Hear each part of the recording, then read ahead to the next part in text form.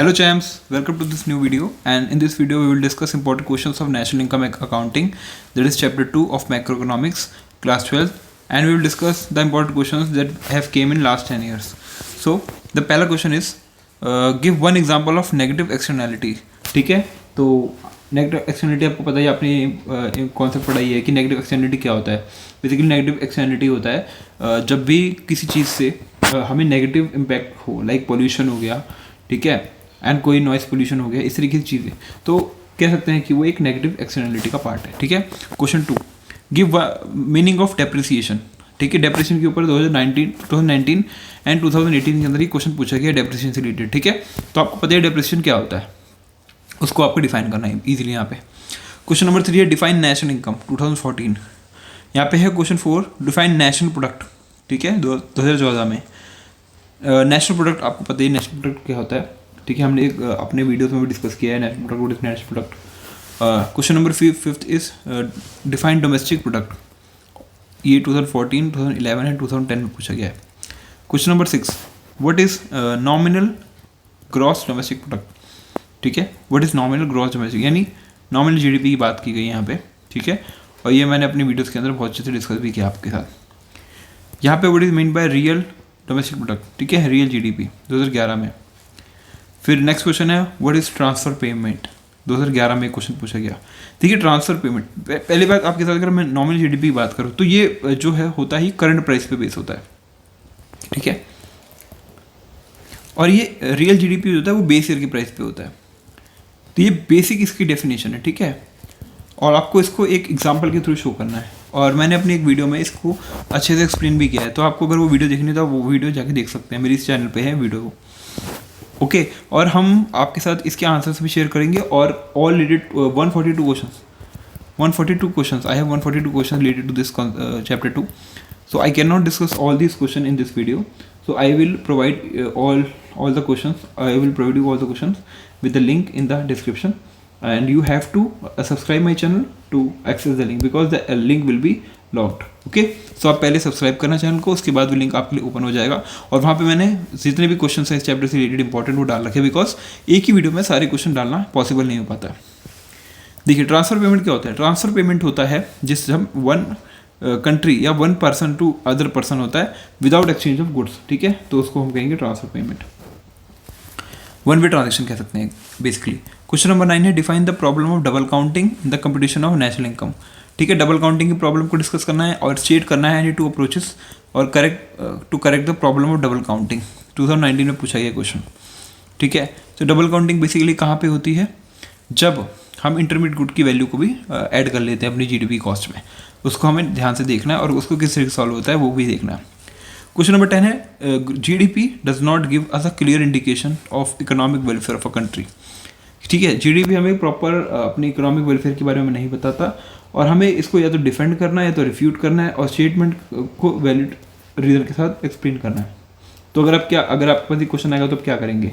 देखिए, जीडीपी ना प्रॉपर तरीके से इकोनॉमिक वेलफेयर को जस्टिफाई नहीं करता, ये स्टेटमेंट ट्रू भी है इन द सेंस, क्योंकि जीडीपी जो देता है वो देता है value of total value of goods and services produced in domestic territory of country. But क्या वो रिच एंड पुअर के गैप को एक्सप्लेन कर पा रही है. ठीक है, कि जो टोटल वैल्यू प्रोडक्शन हुआ है गुड्स एंड सर्विसेज का, क्या वो सिर्फ या क्या वो इक्वली सबने किया है, या कि सिर्फ रिच ने किया है पुअर ने नहीं किया, तो वो प्रॉपरली क्लियर इंडिकेशन नहीं देता. तो अगर हम इसका ऑल्टरनेटिव देखें तो ग्रॉस हैप्पीनेस इंडेक्स हो सकता है इसका, GHP, जो कि भूटान ने दिया था हमें ये कॉन्सेप्ट. ठीक है, ये भूटान ने दिया था ग्रॉस हैप्पीनेस इंडेक्स, तो वो एक तरीके से एक्सप्लेन कर सकता है as compare to GDP as a proper economic welfare of a country. Question number 11 है 2018 में पूछा गया give a nominal income how we can find real income. ठीक है, अगर नॉमिनल इनकम हमें गिवन है और हम उससे हम रियल इनकम पे कैसे जा सकते हैं, बेसिकली ये क्वेश्चन है, सॉल्व कर सकते हैं हम इसको एक एग्जांपल के थ्रू. ठीक है, एक्सप्लेन करना है. इसका आंसर मैंने अपने PDF फाइल में आपके साथ शेयर किया हुआ है. ठीक है, क्वेश्चन नंबर 12 है if the real GDP is 400. इस तरीके से क्वेश्चन आते हैं बेसिकली ज़्यादातर जीडीपी से रिलेटेड. थी 2015 में पूछा गया क्वेश्चन. यहाँ पे जीडीपी जो है 400 है, नॉमिनल जीडीपी 450 है. ठीक है, हमें प्राइस इंडेक्स बेस दिया हुआ है. ठीक है, ये निकालना है, calculate price index. Price index basically क्या होता है, price index is equal to nominal GDP upon में रियल जीडीपी इंटू में 100. ये बेसिकली क्वेश्चन होता है. तो मान लीजिए आपके सामने क्वेश्चन अगर मैं सॉल्व करूँ तो 450 डिवाइड बाई 400 इंटू में 100, ये यहाँ पे गया 4 1 जा 4 1 जा 4, ठीक है। 1 सेकेंड, क्या था ये 450 था आई थिंक, नीचे 4 था, ठीक है। तो हमने इसको 450 इस तरीके से लिखा, 4 1 जा 4, ठीक है, 5 4 1 जा 4, 4 4 जा 16।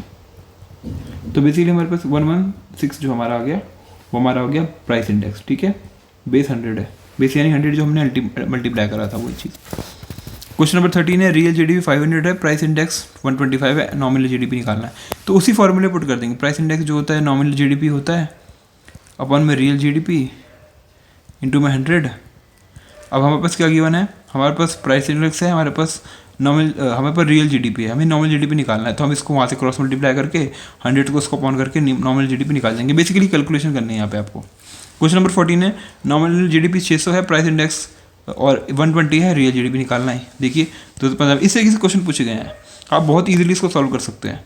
दोस्तों जो हमारा रियल जीडीपी है, प्राइस इंडेक्स 100 है, प्राइस से इंडेक्स 110 है, नॉमिनल जीडीपी निकालना है। इस तरीके से बेसिक फार्मूलाज के थ्रू क्वेश्चन को सॉल्व करना है। अगर नॉमिनल जीडीपी 1200 रुपये है और प्राइस इंडेक्स जो है 120 है, तो यहाँ पे रियल जीडीपी निकालना है। यहाँ पे रियल जीडीपी 300 है, नॉमिनल जीडीपी 330 है, प्राइस इंडेक्स निकालो, ठीक है। नॉमिनल जीडीपी जो है 4400 है, प्राइस इंडेक्स हमारा 110 है, यहाँ पे रियल जीडीपी निकालो, ठीक है। ये तो हम आप कर ही लेंगे क्योंकि न्यूमेरिकल क्वेश्चन से बहुत इजीली सॉल्व होंगे। क्वेश्चन नंबर 19 है, discuss between real and nominal gross domestic product. वही आपका रियल और नॉमिनल, ठीक है, नॉमिनल जीडीपी के बारे में पूछ रहा है, बेसिकली 2014 में पूछा है, ठीक है। क्वेश्चन नंबर 20 है, हायर ग्रॉस डोमेस्टिक प्रोडक्ट। अगर हायर जीडीपी होगा क्या मीन्स हो greater per capita availability of goods in the economy. क्या स्टेटमेंट ट्रू है?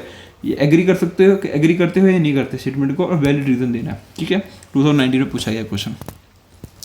2021 में पूछा गया, explain the meaning of real gross domestic product and nominal gross domestic product using a numerical value. मैंने अपने वीडियो में इसको बहुत अच्छे से एक्सप्लेन किया है न्यूमेरिकल वैल्यू के साथ, ओके, तो आप वो भी जाके देख सकते हैं। क्वेश्चन नंबर 22 है, how is real GDP different from nominal GDP. हमें इसको एक न्यूमेरिकल के साथ सॉल्व करना है। 2019 में पूछा गया, फिर रियल जीडीपी और nominal GDP which one is a better indicator of welfare for the people. कौन सा बेटर इंडिकेटर है, रियल है या नॉमिनल है, ठीक है, ये बताना है हमें। मतलब क्वेश्चन को ट्विस्ट कर रखा है बेसिकली। 2013 में इस तरीके से पूछा, 2019 में, यानी क्वेश्चन रिपीट होते हैं। अगर आप इन क्वेश्चंस को बार बार पढ़ेंगे, रिपीटेटिवली अपने एग्जाम्स के लिए बहुत अच्छे से करेंगे, तो आप बहुत अच्छा स्कोर कर सकते हैं अपने एग्जाम्स में। यहाँ पे distinguish between real and nominal, देखिए अगेन वही क्वेश्चन। तो रियल नॉमिनल तो हमारे लिए बहुत इंपॉर्टेंट है, ये हमें एक चीज़ मान के चलनी है, ये हर क्वेश्चन आ रहा है पेपर में, ठीक है। यहाँ पे व्हाट इज़ रियल जीडीपी और स्टेट करने हमें 3 limitations as the index of economic welfare. 2016 में पूछा गया, ठीक है। क्वेश्चन है 24 है, explain why subsidies are added to and indirect taxes are deducted from domestic. यानी क्यों सब्सिडीज ऐड की जाती हैं और क्यों इनडायरेक्ट टैक्सेस को डिडक्ट किया जाता है from domestic product at market price to arrive at domestic product at factor cost. Basically यहाँ पे क्या है, जीडीपी एट एमपी है, इसमें से हम क्यों सब्सिडीज को प्लस करते हैं और क्यों इनडायरेक्ट टैक्सेस को माइनस करते हैं, ठीक है, ताकि हम रीच कर पाएँ अपना जीडीपी एट फैक्टर कॉस्ट। ऐसा क्यों करते हैं, ये एक फॉर्मूला होता है जो कि, लेकिन ये क्यों होता है हमें यहाँ बताना है, ठीक है। तो आप बताइए, इसको सॉल्व कीजिए। 2010 में पूछा गया क्वेश्चन, लास्ट क्वेश्चन, ठीक है। इसके आगे के क्वेश्चन मैंने डिस्कस किए हैं आपके साथ। एक मिनट पहले हम ये क्वेश्चन डिस्कस कर लें। Give reason, state whether the following statements are true और फॉल्स, ठीक है। तो real GDP can be equal to nominal GDP, हो सकता है क्या।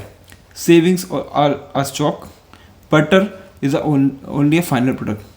तो आपको रीजंस के साथ बताने ट्रू है या फॉल्स है, रीजंस के साथ। और ये इसी तरीके से इंपॉर्टेंट क्वेश्चन आएंगे आपके एग्जाम्स में। और टोटल मैंने 142 क्वेश्चन की पीडीएफ बनाई है, ठीक है। तो वो पीडीएफ आप कहाँ से एक्सेस कर सकते हैं, लिंक है डिस्क्रिप्शन में, ठीक है, लिंक इन डिस्क्रिप्शन। आपको उसको एक्सेस करना है और वहाँ से आप विद आंसर्स आपको मिल जाएंगे। बट आपको क्या करना है, पहले चैनल को सब्सक्राइब करना है। सब्सक्राइब करेंगे आपको इजीली वो सारे के सारे क्वेश्चंस आप एक्सेस कर पाएंगे और वहाँ से अपने नोट्स बना सकते हैं, ठीक है। सो आई होप आपको ये वीडियो हेल्पफुल लगा हो। सो वीडियो में बने रहने के thank you so much guys.